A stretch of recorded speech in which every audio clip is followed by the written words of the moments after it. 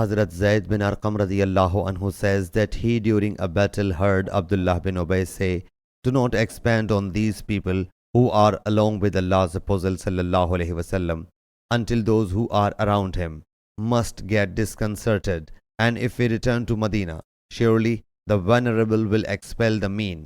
So I reported it to my uncle Hazrat Saad bin Ubadah or Hazrat Umar radiyallahu anhu, and he further mentioned it to the Prophet sallallahu alaihi wasallam.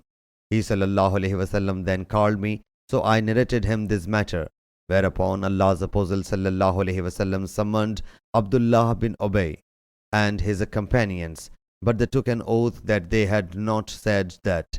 So Allah's Apostle sallallahu alaihi wasallam declared me a liar and him true, which shocked me so terribly as I have never felt over before.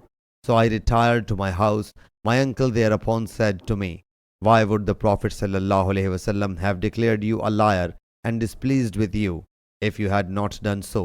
So Allah Almighty revealed the chapter The Hypocrites. Whereupon the Prophet sallallahu alaihi wasallam summoned me, recited this chapter and said, "O Zayd, undoubtedly Allah Jalla Jalaluhu has proved you true." Sahih Bukhari, Hadith number 4900.